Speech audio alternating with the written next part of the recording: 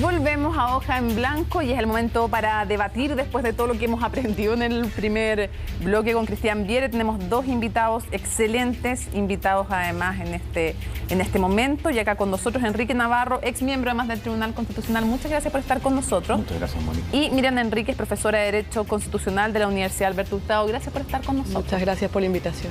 Ahí podríamos partir del debate con una pregunta que puede ser básica, pero que es importante debatir, porque creo que si estamos discutiendo sobre una eventual nueva constitución, nada tiene que darse por sentado. ¿Y debe haber o no un tribunal constitucional en Chile y con qué facultad? ¿Qué opinas? Por favor.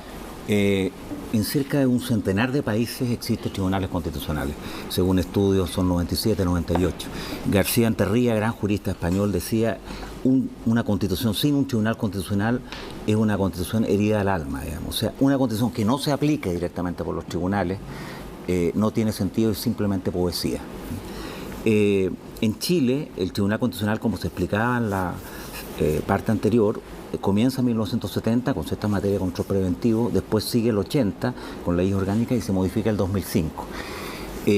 Yo creo que es impensado un Estado democrático moderno sin que haya un órgano que resuelva las controversias entre los poderes, porque esa es la atribución esencial. Fíjense ustedes que Balmaceda, el 20 de abril de 1891, desencadenada la Guerra Civil, que se había originado por la no aprobación de la ley de presupuesto, señala que debiera crearse un tribunal compuesto por 3 miembros designados por el presidente, 3 por el Senado y 3 por la Corte Suprema para resolver los conflictos como este. No existía. Eso fue 30 años antes de Kelsen. Desde 1920, hoy día se celebra este año 100 años de tribunales.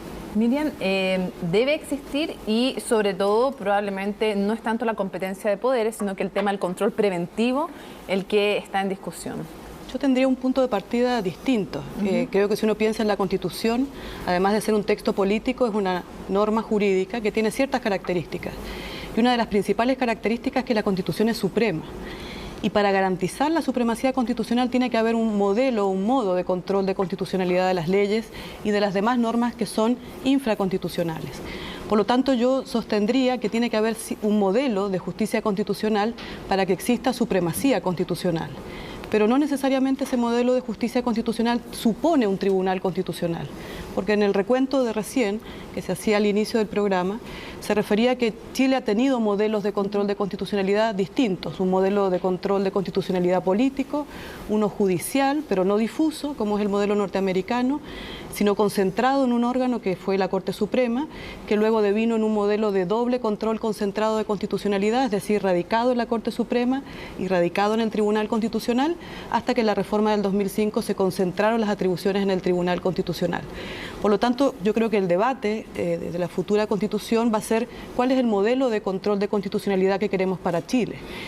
Ahora, hay una cosa que, independientemente de si es que hay o no hay Tribunal Constitucional, si es que existe un órgano que tiene que ser representativo de las voluntades de quienes están mandatados a convocarlo, o sea, la Presidencia de la República, el Senado y la Cámara de Diputados, la pregunta es qué tanto los intereses particulares de quienes los convocan y quienes los nominan entran a jugar para finalmente quienes salen nominados. Y te voy a poner un ejemplo. Tú mencionabas el caso de la Corte Suprema de Estados Unidos, que es simultáneamente el Tribunal Constitucional, y es indudable que cuando un presidente tiene que nombrar a un Supremo, lo escoge de acuerdo a un equilibrio, sabiendo de que si que ya nombró un conservador, de repente le corresponde nombrar a alguien un poquito más liberal en determinadas materias, pero salvo Trump, nadie trata de desequilibrar las cosas demasiado. ¿Qué tanto ha influido el factor ideológico de nuestro sistema político en la formación de jueces del Tribunal Constitucional? Bueno, a mí me tocó ser juez entre el año 2006 y el 2012. Una época donde habían grandes juristas, digamos Juan Colombo, José Luis Sea, Hernán Bodano, Raúl Beltresen, incluso ministros de la Corte Suprema como Marcos Libedinsky. Hay un principio básico en el derecho constitucional moderno, que es lo que se denomina el deber de ingratitud, que se llama, que es designado que sea alguien, se independiza de quien lo nominó y en consecuencia no es un mandatario, sino que es una persona que tiene que resolver conforme a derecho. Por eso que los jueces constitucionales no son reelegibles, son solo por un periodo. Bueno, En la época en que a mí me tocó ser juez, tuvimos decisiones incluso unánimes, recuerdo yo, en materia de la subcontratación, digamos que tenía un tema de definición de empresa que era por iniciativa exclusiva, en realidad por moción parlamentaria, y fue un tema de forma. Hubo unanimidad, por ejemplo. El tema del Transantiago fue prácticamente también unánime porque era un tema de ley y no era un tema de decreto. Entonces, yo creo que lo relevante es designar jueces que tengan suficiente independencia y que tengan claro que no son delegados de quien los ha designado. ¿Qué es lo que sería ideal además en todo nombramiento, este deber de ingratitud? Hay que cambiar la forma en que se nombran o no, y la composición. Se ha discutido, se ha escuchado en el debate discusiones respecto a cómo se nombran, el número, si es ser par o impar, si tiene que tener un rol el presidente o presidenta. ¿Hay que cambiar algo respecto de cómo se nombran, cuántos se nombran? Yo creo que ese es un debate que también se va a dar próximamente si es que se vota sí a la nueva Constitución, y de hecho es un debate que se gestó y que estábamos haciendo previo al 18 de octubre. Sí, claro. De hecho presentamos algunas propuestas los constitucionalistas respecto de la integración del Tribunal Constitucional, porque claramente allí hay una cuestión que puede incidir en lo político y al mismo tiempo en un órgano que tiene naturaleza, que es autónomo, pero también es jurídico. Y por lo tanto las propuestas en general van por aumentar el número de ministros del Tribunal Constitucional. Y generalmente el aumento para que sea un número impar, para que no se produzca la situación que en el empate el voto dirimente del presidente tenga tanto peso. Y no solamente aumentar el número para mejorar la eficiencia del trabajo del Tribunal Constitucional y establecerlo impar, sino que también pensar el funcionamiento del Tribunal Constitucional, que por reglas generales en el Pleno, para pensarlo, por ejemplo, dividido en varias salas, y que el funcionamiento en pleno del Tribunal Constitucional tenga situaciones muy concretas, por ejemplo, para unificar la jurisprudencia que puedan tener las distintas salas. Por lo tanto, no solamente la ingeniería de quién elige ni cuántos eligen, sino que también pensar en el funcionamiento del Tribunal Constitucional. Ahora, quienes pueden elegir, probablemente una de las objeciones principales al Tribunal Constitucional es la llamada objeción democrática.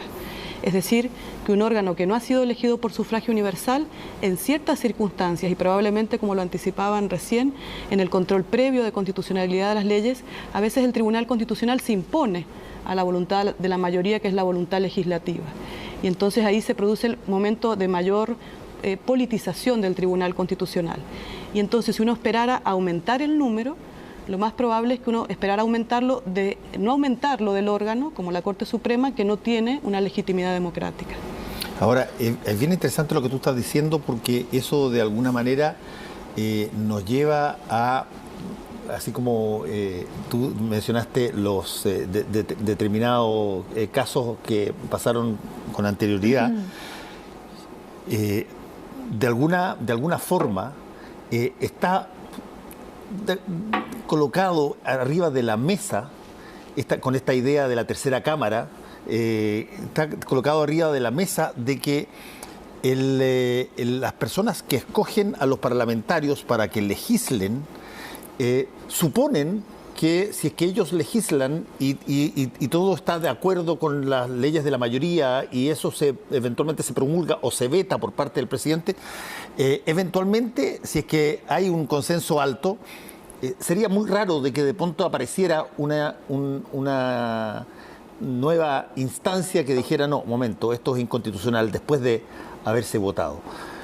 ¿Eso qué tan frecuente ocurre? Bueno, esa idea que no hay control constitucional es lo que pensaban de alguna manera los movimientos nazis y los fascistas, digamos, que estimaban que la ley es la ley, simplemente la voluntad mayoría, y no hay una norma constitucional superior, que es la que tiene que aplicarse directamente.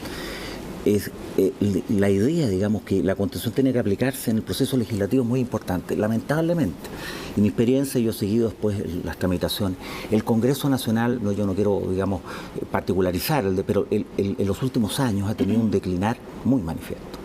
En los primeros años, después del retorno a la democracia, la Comisión de Constituciones del Senado y de la Cámara de Diputados era muy rigurosa, estudiaban los proyectos, incluso se enviaban así. En el último tiempo yo observo que incluso, ustedes lo ven, digamos, se aumentan los gastos, se dice que es inconstitucional, pero igual se sigue tramitando. O sea, el Congreso no tiene, sinceramente, estudio riguroso de constitucionalidad de las leyes. Y entonces, lamentablemente, muchas veces se le devuelve esto al Tribunal Constitucional, que es requerido por una minoría, como ocurre en todas, digamos, como les decía, las democracias modernas, y el tribunal tiene que resolver si es contrario a un tema de iniciativa exclusiva, si va contra leyes esenciales o si va contra temas de derechos fundamentales. Entonces, ¿estás de acuerdo? Sí, yo creo que una de las digamos, de los debates, de las polémicas a propósito de las atribuciones del Tribunal Constitucional está justamente centrada en el control previo de constitucionalidad, por esta objeción democrática que decíamos y porque la oportunidad, porque es el control previo, hace que la función del Tribunal Constitucional se politice con más fuerza que cuando se trata de las otras atribuciones. Y por lo tanto, lo que está en cuestión es el control previo de constitucionalidad de las leyes en general y principalmente el control previo y obligatorio de las leyes orgánicas constitucionales, porque el esfuerzo que hace el órgano legislativo, el Congreso Nacional y el presidente por aprobar un proyecto de ley, por alcanzar los 4/7 y eventualmente logrado los 4/7 y luego declarado inconstitucional por el Tribunal Constitucional, la sensación que queda a la ciudadanía es que todo ese esfuerzo es desconocido por un órgano que al mismo tiempo no tiene legitimidad democrática y entonces se habla de la tercera cámara. En consecuencia, las propuestas de reforma constitucional lo que pretenden es o eliminar las atribuciones previas del control previo de constitucionalidad o limitarlas a algún tipo de control, por ejemplo, a los vicios que tienen que ver con los vicios del procedimiento o vicios formales, para que los vicios del contenido no sean ejercidos en esa oportunidad. Ya, pero lo que tú estás diciendo, para ponerlo en coloquial, es que de alguna manera este Congreso es más penca que los anteriores en términos de constitucionalidad. Eso lo señalas tú. Por eso te digo, te lo estoy diciendo. Yo quiero decir lo dijiste, antes había... más diplomático. Por eso yo soy más diplomático, pero sí quiero lo voy a poner coloquial. Antes había congresos que en sus comisiones de constitucionalidad eran muy inteligentes, muy preparados, y ahora están más laxos, para ponerlo de una manera.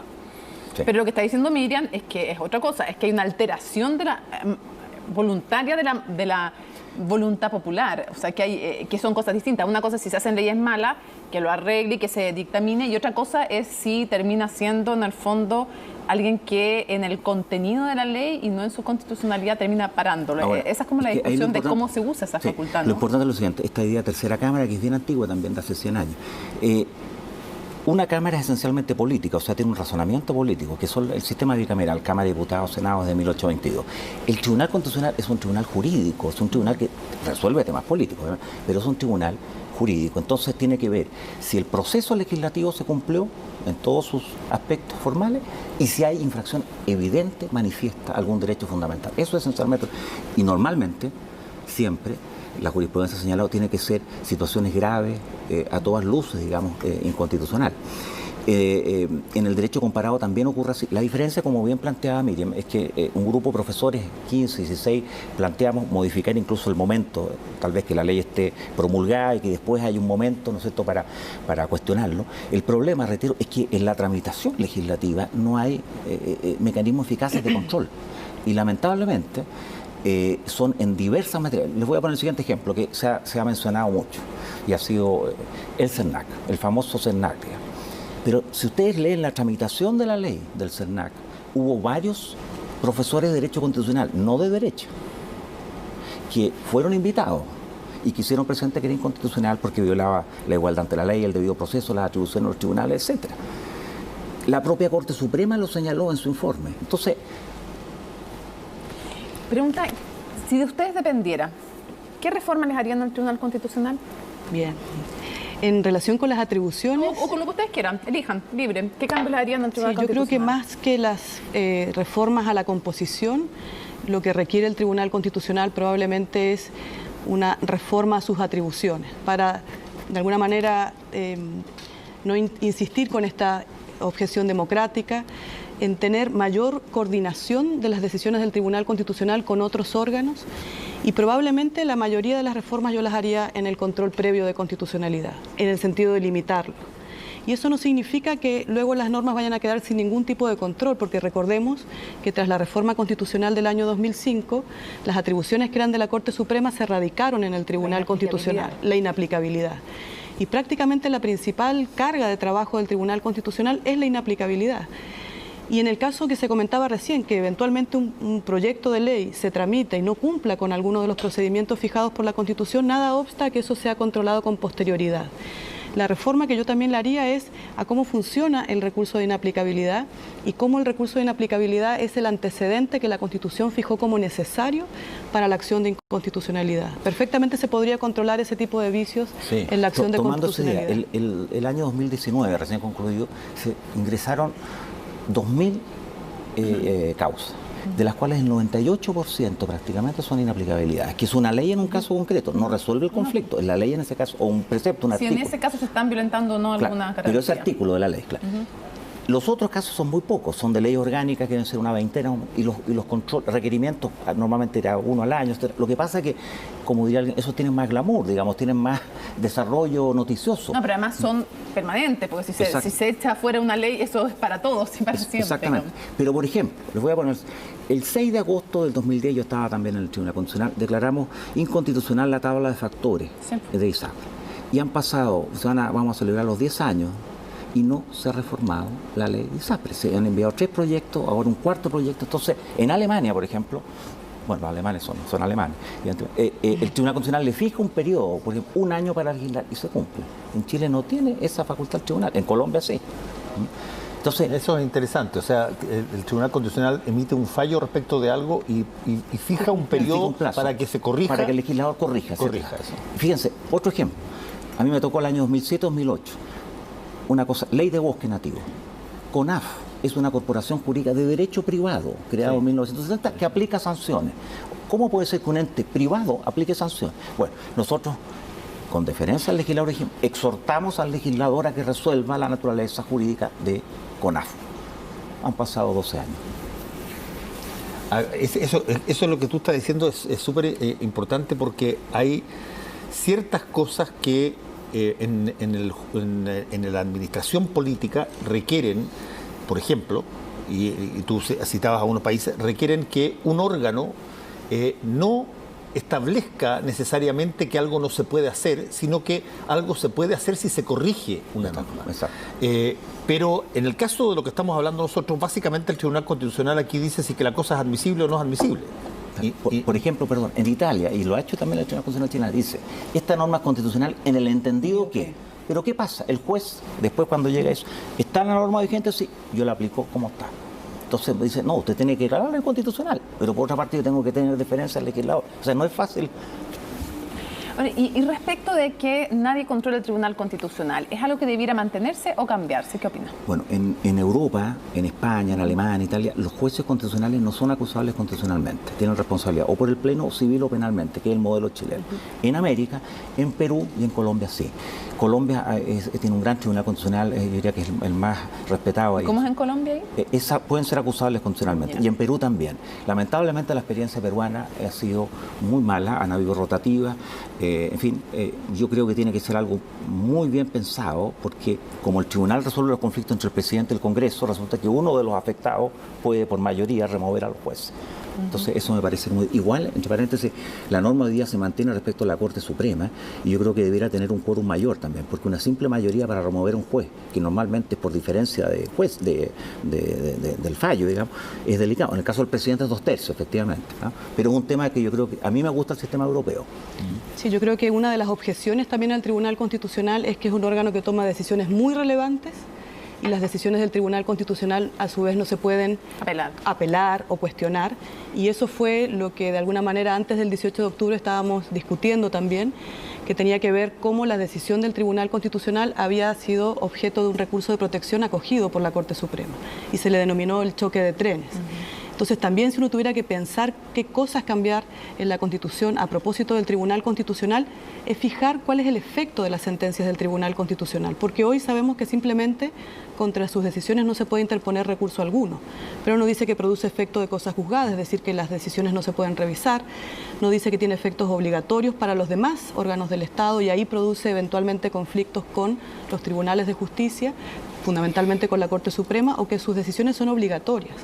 Tampoco sabemos si la jurisprudencia del Tribunal Constitucional constituye un precedente para el propio Tribunal Constitucional. Y eso podría devenir en que el Tribunal tome una decisión hoy, una decisión distinta cuando las circunstancias sean semejantes en otro caso. El famoso choque de trenes, que es un concepto europeo, también español, En España, el Tribunal Constitucional... Para que no sepan, entre la Corte Suprema y el Tribunal Constitucional. En España, las sentencias del Tribunal Supremo, o sea, la Corte Suprema nuestra, pueden ser impugnables vía amparo ante el Tribunal Constitucional. Entonces, el que tiene la última palabra es el Tribunal Constitucional. Y eso ha generado choque de trenes en Europa. También acá en Colombia y en Perú. En Chile no. Sí, ahora, hay una situación que me encantaría se la podemos brevemente comentar porque nos queda poco tiempo, pero que tiene que ver con qué tanto se ha impregnado todo el sistema chileno de esta lógica binominal que existió durante tanto tiempo, donde tú podías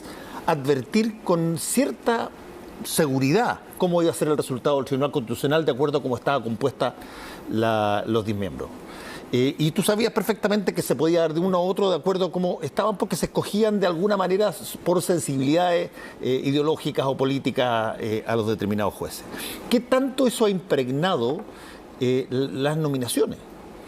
Bueno, el mecanismo de nombramiento también lo incluimos en ese texto. Creo que debería mejorarse, debería perfeccionarse para establecer un sistema de concurso, más exigencia.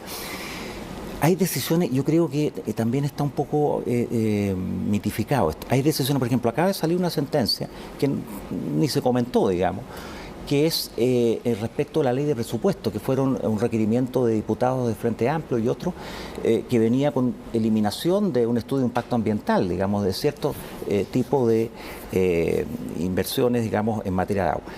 Y fue declarado inconstitucional por 8-2. 8-2. O sea, no fue cruzado políticamente. No estuvo alineado. No estuvo alineado políticamente. En el caso del aborto, yo recuerdo cuando se presentó el tema del aborto, dijeron, hay supuestamente 6 que van a acoger y 4 que van a rechazar. Y resulta que se rechazó por 6-4. 6 dijeron que las 3 causales eran constitucionales y 4. Entonces, depende. A veces, yo, por lo menos mi experiencia... Ahora, eso se revirtió después con la sesión de conciencia institucional. Es que hay, claro, exactamente, ese es un tema más claro. Pero, o sea, y también marcan las presidencias, muchos dicen que también marcan mucho quién preside. Bueno, yo en materia de presidencia, creo que el presidente es simplemente el que dirige, o la presidenta la que dirige el debate, y no tiene que haber voto dirimento. O sea, la inconstitucionalidad tiene que ser por mayoría, o sea, por 6 votos. Y además, el problema, fíjense que el tribunal en el primer trámite era 9 miembros, ahí tenía lógica, pero la Cámara de Diputados, en segundo trámite, dijo, yo voy a nombrar a 2. Entonces ahí quedó bueno. Sí, ¿están todos de acuerdo con esto en que tienen, todos, se nos acaba el tiempo, solamente un segundo, están los dos de acuerdo con que tiene que eliminarse la facultad de declarar inconstitucional partidos o organizaciones? Eso nosotros lo señalamos. Había un solo caso de un movimiento neonazi que fue MDP, presentado y lo rechazamos porque además no acompañaron ni pruebas, lo dejaron votado, el expediente. Pero eso no tiene mucho... Claro, yo aprovecho de felicitarlos a ustedes porque creo que es muy importante la labor formativa. Como decía don Andrés Bello, junto con informar hay que formar. Y yo creo que lo que vimos en la encuesta es demostrativo. En general las personas no conocen lo que hace el Tribunal Constitucional. Y déjenme avanzarle algo más, los abogados tampoco. En mi opinión, una de las atribuciones del Tribunal Constitucional que debiera quedar excluida de la nueva Constitución es justamente la que se refiere a los grupos que tienen ciertas conductas que pueden ser consideradas antidemocráticas, porque de alguna manera es un resabio autoritario de la Constitución que antes se señalaba en el artículo 8, donde se proscribían ciertas ideologías y que reformado pasó a una competencia del Tribunal Constitucional y que todo indica que es una atribución que en general el Tribunal podría perfectamente prescindir. Está tomado entre paréntesis del sistema alemán, porque aquí nosotros la copia feliz de lo tomamos del alemán. En otro contexto. En Alemania, en los años 50, fueron declarados 2 movimientos, neonazis y neocomunistas, inconstitucionales, y ahora está pendiente otro caso. Muchas gracias a ambos, Miriam, y gracias también por estar acá. Muchas gracias. Pausa y regresamos. Pausa y volvemos.